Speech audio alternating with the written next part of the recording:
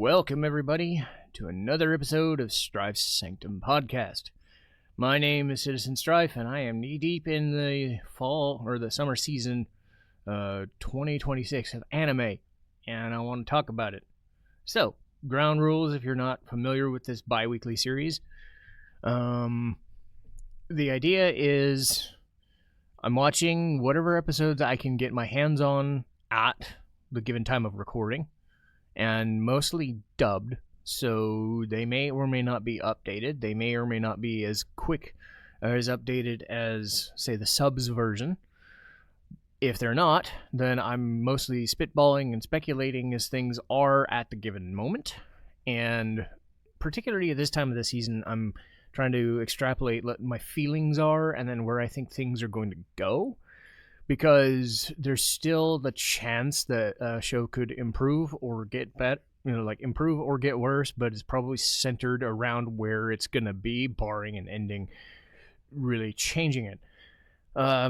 So there obviously are going to be spoilers. I like doing spoiler warnings on episodes just in case, but I don't know how many spoilers there are going to be until I start talking, so it's going to be a stream of consciousness in a way.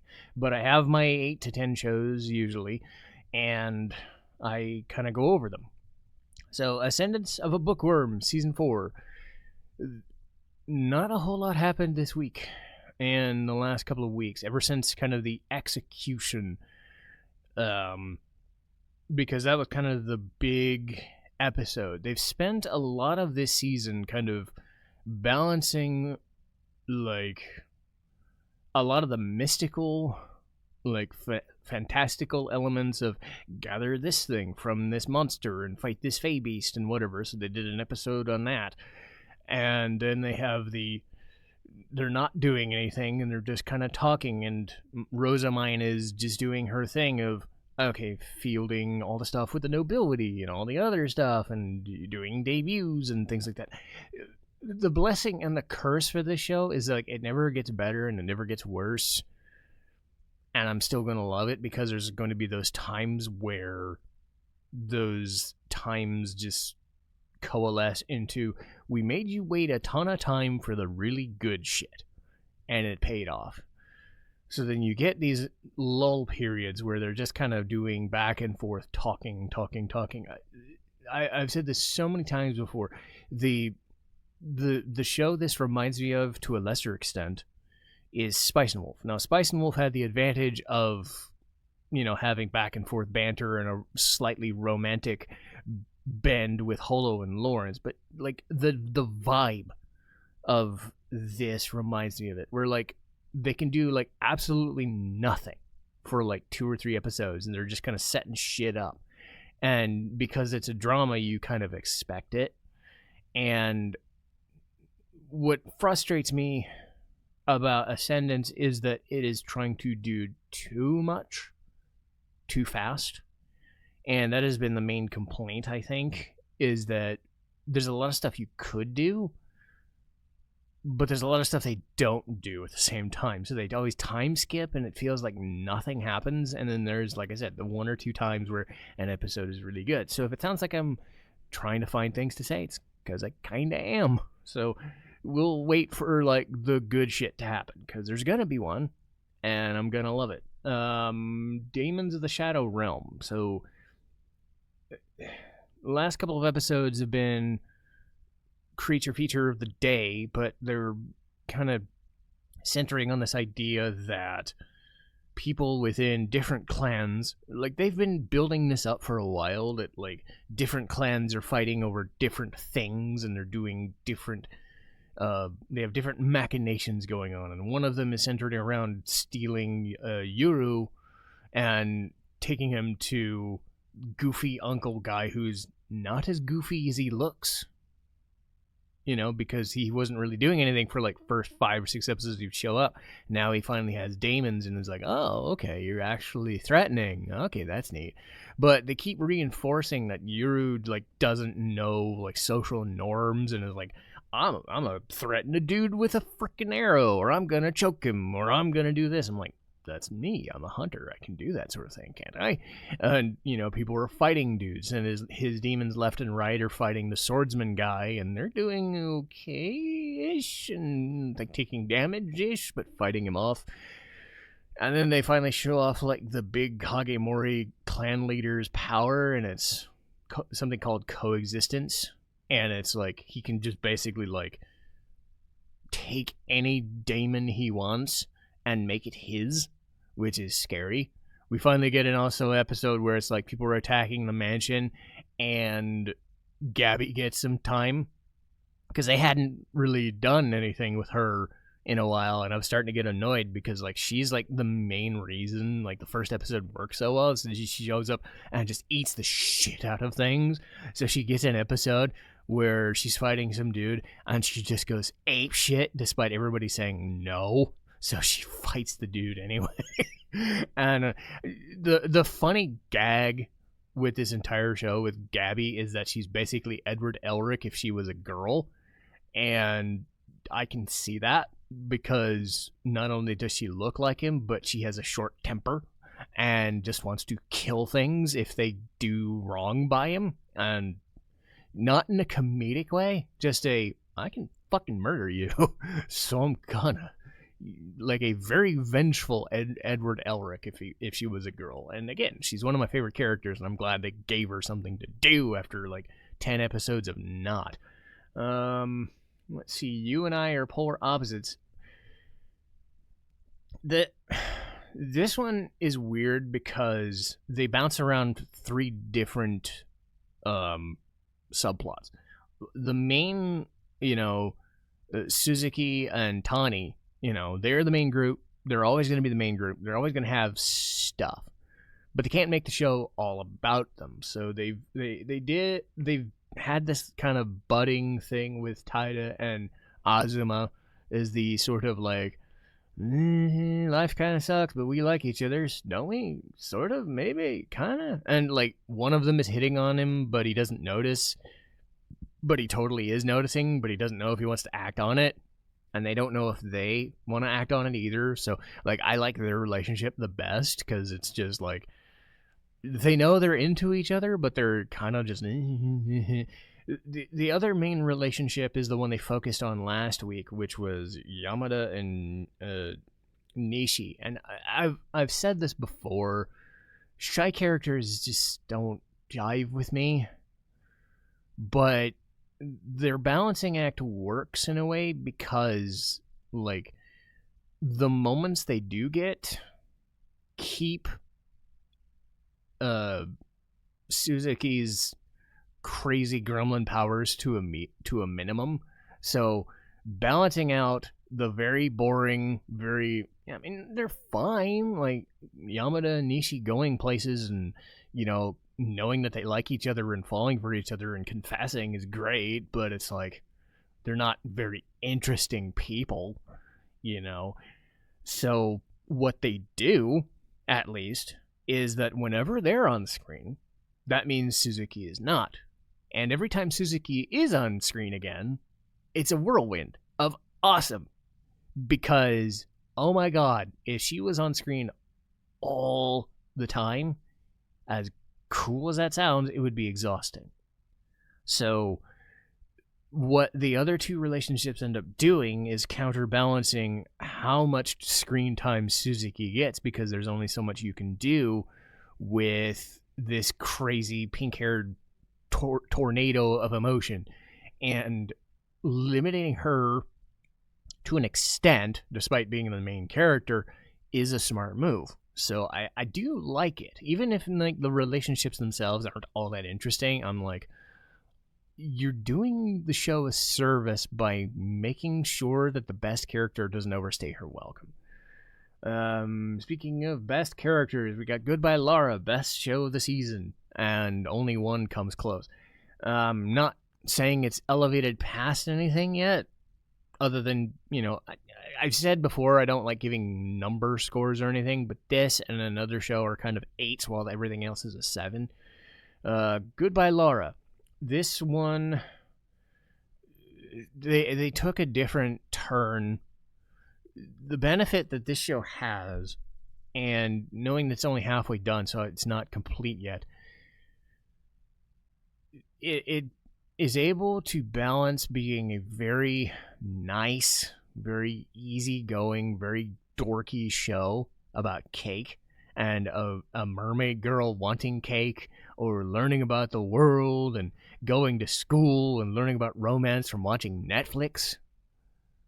And then there's an episode about another mermaid who basically turned into a slave for a sideshow circus for 200 years. And doing it all without losing sight of either half, because there's this tacit agreement that as fun as the show is and as happy-go-lucky as it is, we can turn it on a dime and we can make it depressing in a second, and it doesn't seem awkward at all.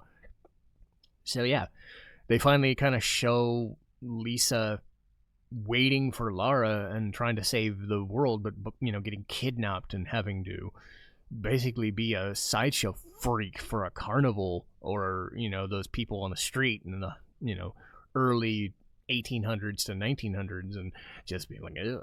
So she gets saved, and then she and her friend just try to wait for Lara, trying to makeshift these potions and try to stave off turning into sea foam, because there's that mermaid's curse that's ever present, and now it's affecting Lara and she doesn't know it. So we as viewers know that she's at risk too. And the most recent episode was her prince, but not really, Luca showing up. He looks exactly the same, but he's a different person. Just some struggling artist school student guy. And he falls for her, not because he's a mermaid, but because she's Lara, and they're not sure of each other's feelings, but they kind of get used to it. But there's this just unease with everything, because Lisa doesn't want Lara to marry a human. The witch has her own agenda, and she's just kind of sitting there as a fish in a tank, just waiting for shit to go down. Like, what is her motivation? Like, there's half the show to go on. I will say something I did kind of get annoyed by, and I am starting to get annoyed by, is the discourse around they're not focusing enough on Mari and Lara as an option. And it's becoming sort of a weird tagline of like, it's not Yuri over. And I'm like, whether the artist or the director said it was a Yuri show or not, like, it does seem like my stance was, I don't hate that people were saying that, but I think it's overblown, because a lot of people are just kind of basing the show around whether it's a Yuri or not, rather than, hey, is this show really good? And yes, it is very, very good. So you have this like shipping thing going on where it's like, yeah, I know it's a love show and shipping is part of the charm sometimes, and I get caught up in that too sometimes when I watch romances. But the show is already made. You can't affect the outcome. It is not like professional wrestling where you can cause enough of a stink and then people will be like, yeah, maybe we should change course. No, this is already written. And if it turns out that that Yuri is the name of the day and Mari has feelings for Lara and whatnot, that's how they develop it. If that's the answer, it is. If Lara is just, I love humanity equally, or if she falls for Luca and that's the answer, or she dies. Like, they're all equal options. Like, this show is good for the sake of being good, not because she falls for a certain person that you wanted to like or something. Getting hung up on whether a show is a Yuri show or a yaoi show or a whatever, like, sure, that's good for an audience perspective, but like, unless a show is blatantly trying to court that audience, which this really isn't, I don't think that should be the tagline. And I don't know how much of it is there, but like, I do find it's there enough that I think it's just kind of irritating, rather than, do you guys like the show? Like, and to be fair, it's relatively minor, but it is bubbling up the more episodes like this happen, where Mari is not the focus and people are like, why is Mari the focus, isn't it? Like, people are getting agitated. And again, those are random weirdos on the internet, so bear that in mind. Random weirdos on the internet thinking they have an opinion, and their opinion is very, very, very, very, very weird. I am of the opinion that just let the show play out and shut the fuck up and enjoy it for what it is, you know? Not in the enjoy it for content sort of way, but like, I think it's like, the way it was posed to me was like, enjoy it for what it is, and if it's cool and if you have a reason for it, that's cool. If your reason is, I like Mari and Lara as characters and I want to see them together, that's great. But to hinge like your reaction of every episode on whether or not they get together is kind of stupid. If you think, okay, there's a line of Lara and Mari might get together and that'd be kind of neat, and that's one of the reasons I'm into this show, along with this thing and this thing and this thing and this thing and this thing, that's totally valid. That's totally fine. And people can believe what they want. It's this weird, like, mini groundswell of, this is a Yuri show, and it has to be a Yuri show, and it's gonna be! And, like, no, it doesn't. And if it is, that's great, but woohoo for you? Like, I like it because the show is awesome. I like it because this show can straddle the line between being a dorky Disney comedy in an anime form and a very subtle but very brutal drama which has a tragic ending, which honestly I would not be surprised if everyone just fucking dies, because they're doing everything in their power to make that a possibility, and there's a time limit now, and it's like, yeah. So that's the allure of the show, is everything about it, not whether someone falls for someone else or not, as a political statement. Anyway, grow up show. I was about to say grew up show. No, grow up show. This one is my third favorite. My second favorite's coming up next. I don't know why I ordered them this way. Probably just the order that I started watching them. Anyway, grow up show. This one's talking about Mizuka. And one of her, not father figures. Her father was one person, but a guy named Mitcher. And I liked Mitcher because he was voiced by J. Michael Tatum, which was always fun to see whenever he shows up in an anime, because he kind of balances his time between anime and games now. And I think he's been doing that for like 5 or 6 years now, but still. But it is nice to see him in anime still, when it's not even like Lawrence or Sebastian, right? Because those are the two he's known for. Just him randomly showing up as a side character, but he's this big hulking circus guy, you know, who is trying to help Mizuka and the Sunflower Circus, and trying to kind of convince her that she likes the circus, but we as people kind of forced it upon her, and then kind of shut out her entire existence. Oh, excuse me, sorry. And we are kind of responsible for her upbringing and turning her into kind of a, not a ditz, but an I don't know how you would describe it, like misanthropic sort of person when it comes to like, she clearly wants to do things, but in an ironic sense, and she doesn't want to accept it, and she doesn't enjoy it. And she just, like, the more you hear from Mitcher, the more you're like, okay, I can understand why she's finally like this. Her dad is kind of a deadbeat. His concept for the Black Lotus was, it's all about me. I'm the star. I'm the thing. And now I'm too old and I can't be the star anymore. So I'm just going to sell off my daughter to some circus to pay off my debts. Wow. Okay. I have less of an opinion on her dad now. And, you know, knowing that Mitcher comes by and says, well, you still have a future in the circus if you want it, but we need to convince you that that's what you want. So they do. And they're still dealing with the other, like, Sumeragi circus and whatever, but they're, you know, they're showing them enough, but they're still focusing on the Sunflower one, and they're doing enough.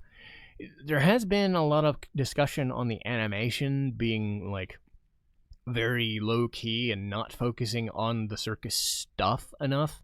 Or they're doing some trapeze, but then they're doing a lot of still images. I don't know the budget on the show. I tend to not to do that. But if I'm not expecting a show to have Witch Hat Atelier visuals all the time or Freerun visuals all the time. I get that. But it is noticeable that it is a lot of still imagery and then just one or two trapeze things. So it's definitely one of those like lower key, lower budget things where they're not like focusing heavily on it. So again, I like the show more for the banter between the characters than worrying about the visuals, because I think, you know, you could do more about the circus and showing off circus trapeze acts and circus acts and whatnot. I think they're doing a good job of focusing more on the characters and their struggles rather than, oh, this is a show about a circus. I mean, the circus is a backdrop, yes, but it doesn't have to be, here's what we do in the circus, here's how we talk about the circus, here's everything we do, and here's how you do the thing, blah, blah, blah, blah. Like a shonen would explain everything, right?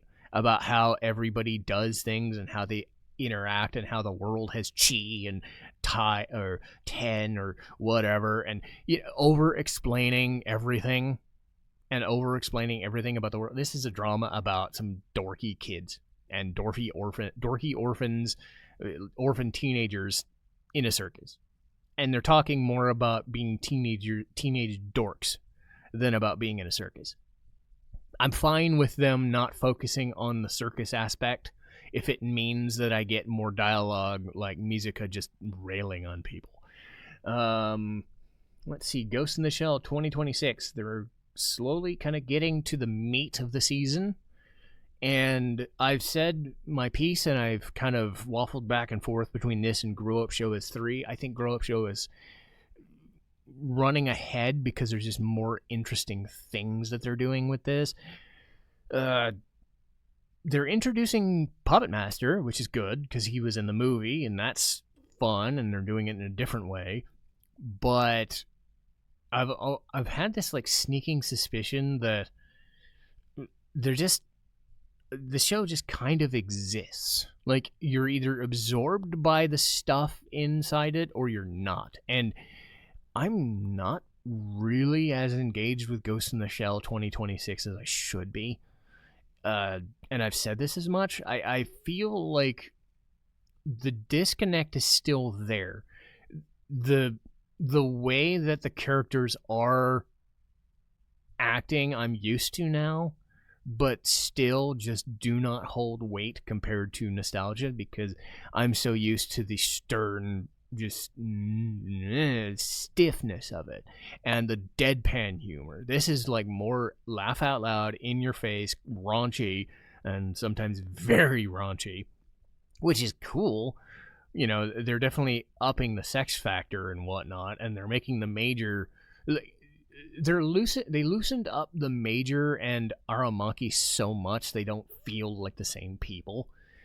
And it's good as an interpretation, and I have nothing against like Sun Wong Chu and Suzy Young. In fact, they're really good.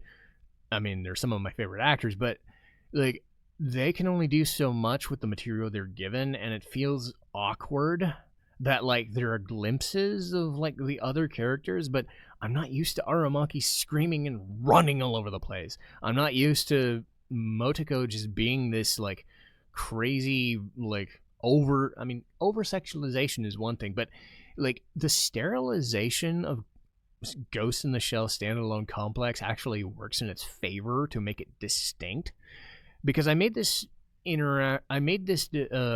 comparison before, and they're definitely trying to evoke like 80s 90s anime, and specifically Trigun, I think, with just how laissez-faire and goofy they're making everything be, and it just feels like the stakes aren't there.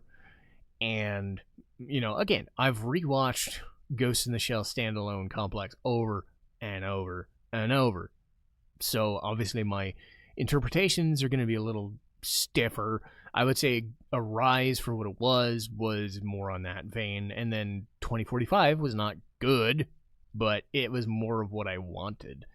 This is just a different kind of thing, And I don't know if people in general are as bowled over by this, because the visual style is cool, but the meat on the bones isn't really there, because it like, even standalone Complex is more style over substance, and I can appreciate that. Like, the fact that they're taking this show that is not even like trying to be a drama, it's trying to be a goofy 90s anime cop show, which is fine. That's the vibe they're going for, and maybe that's what the manga was, and I'm just not used to that. But again, I like it, I don't love it, and it's not really changed, and I don't know if it's gonna. One show that definitely hit hard and keeps throwing curveballs at me is Jaadugar, a witch in Mongolia. I will say, somebody's interpretation of this show, where it could have been a 100-episode show, but it's only going to be 12 or 24, kind of hits home the more it goes on, because it's like they're time skipping the fuck out of this show, and they've made Fatima Satere like old already, 5 or 6 episodes in, rather than like slowly, deliberately, because there's a pacing. Like, you don't want to be too fucking slow, but this is kind of the same problem that Ascendance of a Bookworm has. Is like they're trying too hard to go too fast. And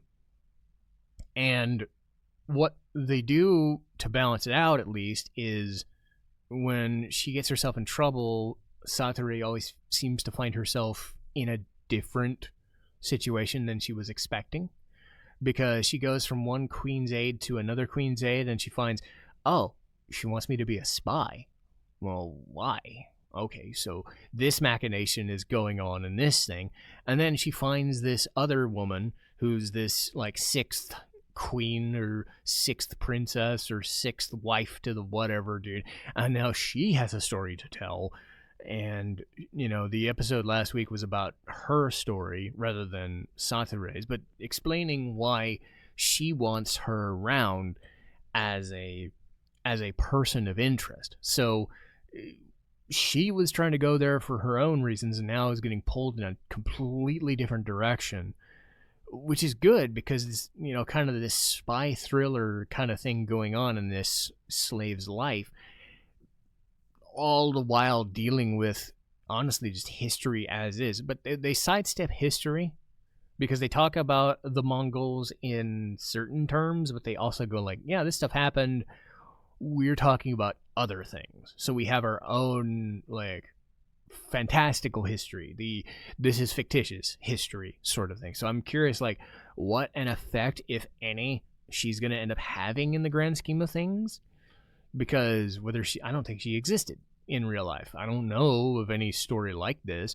So it's like, this is just them having a story to tell. And I'm like, well, you could really go downhill really quick. Or you can make her out to be this folk hero sort of thing, just constantly finding her way into different situations with these court figures, and being like, okay, I have this and this and this and this. Oh, this happens now. Okay. So she constantly is finding different situations, despite being a slave, that she finds herself, making contacts with people, because that's essentially what they are. They're contacts. What she can do with them, we don't know, because she doesn't really have a lot of power, but she has conviction, and that's something that I'm really resonating with.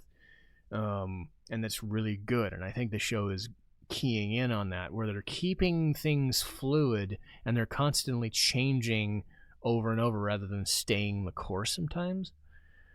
Let's see. Kaiju girl Caramelise. This one was about a different girl finding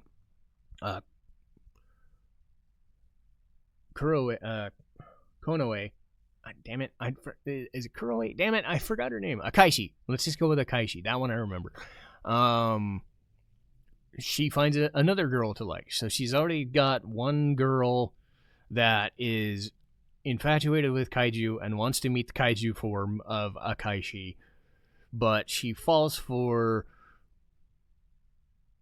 she falls for Minami, and they're technically in a relationship, but now she's got a side character, Rairi, who has a weird story in this scheme of things. Like, she's just this like crazy makeup artist girl with all this like bubbly personality, and it's like Maureen from My Dress Up Darling, but it's like done in a weird way where like she technically looks like a gorilla girl, but her entire, like, I don't know how this is supposed to work, where makeup is supposed to make your cheekbones and your entire face smaller and more doll-like. Makeup is supposed to have makeup. Makeup does not change your face. It's not plastic surgery. So it's a goofy comedy. I can sort of understand it. Fine, whatever. So you take this gorilla girl from middle school who has this bad relationship. She finds this makeup and then turns into an amazing-looking girl who has way smaller cheekbones. Sorry, I'm not going to get over it. It's fucking weird. So she gets to befriend Akaishi, and she tries to help her out and give her makeup, and Akaishi starts falling for Minami more, and they start kissing and whatever, and that. But they find like Rairi's old boyfriend, and they realize that he's a fucking dork and dumbass and womanizer, and never really liked her in the first place. And it's just like, okay, this is some catharsis. For as dumb as this situation is, I'm kind of into it because it's like giving other characters something to go on while Akaishi's there in the background, still focusing on her relationship. Because it's like there's only so much you can do with the same 2 or 3 people. You gotta have some extra people. So having a couple people around her, building her circle of friends, giving her extra stuff to do and extra people to meet is good. So I'm liking it. Smoking Behind the Supermarket with You. This one is great. Just a goofy romance. There's just something special about this woman who knows she likes this older dude, but likes teasing him about the fact that she likes him. And kind of wants him to like her back, and he knows that she knows that he does, but he doesn't act on it, or he does, but he sort of doesn't. Like, you can see them kind of gravitating towards each other, like that's the spark. It's gonna happen, and even the boss shows up sometimes and tells the dude Sasaki that Yamada is like, or Tayama is sort of likes you, and we do like you, and I'm all for it. Even with the weird age gap, because they just have a romantic chemistry that works, because she's very outgoing and not against just messing with people, and he's just kind of unsure of himself, but in this like weird, charming, goofy way. Like, his uncertainty about the world is charming as opposed to annoying, because he's good at his job and self-sufficient and all that, but he's not really. He's kind of like me when it comes to technology. Like, I fully understand not knowing how to use phones, or not knowing how to use some stuff like the internet, or like he says, I just want to use the phone to read the fucking news. Like, you can see this 20-something-year-old who's probably been with technology on a daily basis and be like, you just want to use a phone for fucking news?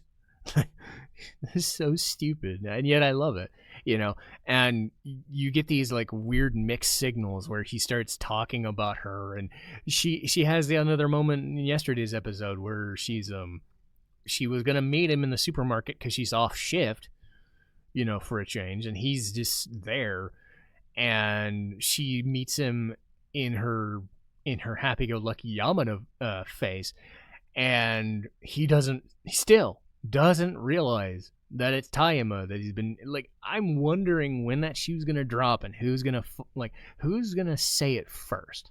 Like, who's just gonna break? Is he gonna break her by saying he knew all along, or is she just gonna up and say it and then break him, and be like, oh well, okay, this is funny, because he likes both sides of her and equally, and it's nice. because it isn't a situation where he doesn't like one of them and yet he likes the other side, the tsundere. No, this is just two versions of the same woman playing him both sides because she thinks it's a fucking joke, and I love it. So this show is fantastic. Last one, speaking of two different people, we've got Though I Am an Inept Villainess. And one of the things that I was worried about with this show was how they were going to balance out the two main leads and how do they coexist and how do they work together. They kind of answered that in a most recent episode I watched, where like the villain Keigetsu in Body of Reirin is just constantly doesn't accept that like Reirin is just, she understands everything that's going on and is like trying to help her out in the goodness of her heart, and understands like, I'm willing to give you this body back and stick with my frail body if you just want this back, now that I understand it. And Reirin, Keigetsu as Reirin just keeps thinking this is some ploy, like that she can't be happy as this sewer rat person in this dump of a house outside of the palace in this corner where nobody likes her, nobody respects her, and yet you have Reirin in this like crazy energy, and I'm getting like Mao Mao vibes from her,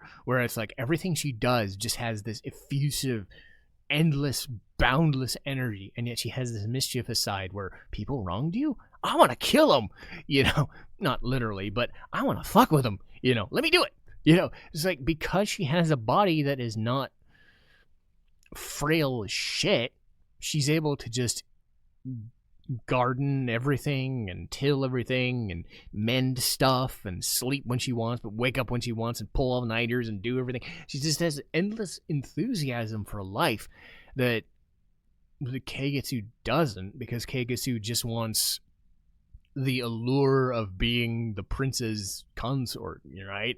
And it's like she wants to be an empress someday, and it's like, that's fine, but she's putting up with endless fevers and can't get out of bed and is just like, is this really worth it? And even like Reirin trying to tell her like, I want to help you, even though you did this to me, I want to help you, being the bigger person in the situation and being like, well, if you want the body back, I can give it to you, or I'll allow, let you just reverse the. No, it's just, I'm wanting to see where Keigetsu as Reirin goes, because she could just be this one note angsty bitch, and they're still doing that. But there are moments where I want to kind of have it dawn on her, where she realizes just how wrong she is and accepts it. And I don't know if they're going to go that far, or if she's just going to go further off the deep end and blame people for it. I'm like, you brought this on yourself, lady, that you have nothing to do with turning yourself into this invalid who has no concept of how to deal with it, because Reirin figured it out, but that was force of personality, which we're finding out. So it's like these dual roles are working together, and I do like that the actors are playing both roles, because when one is talking, they're talking through the voice of the body that they're in. When they're doing monologues in their head, they're doing the voices of themselves. And I find that such a fascinating dual role situation for the two actresses, and I'm like, this is great. I want more of it. And, wanting more of a good show is a good thing. So that'll do it for me today. Let's see here. See, I got some time to get to Danganronpa, but for now I'm going to call it an episode. But I want to see what I'm doing next. Let's see. Come on, Discord. You might hear my computer whirring here and there. But Hokkaido Gals are super adorable. Probably a nice shorter episode there. Xenosaga 3, also Sprake Zarathustra is next after that. Anime I can rewatch endlessly, and ones I just cannot watch again. I'm slowly piecing that one together. I've still got a few weeks to pull that one, so I'm not like in any hurry. Dragon Quest VII Reimagined, and then I just put this on my docket for late October. One of my favorite shows of last season, Agents of Four Seasons, Dance of Spring. I wanted to talk about that more in depth now that it's over. So that'll do for me, and I will see you guys next time. Citizen Strife, signing off.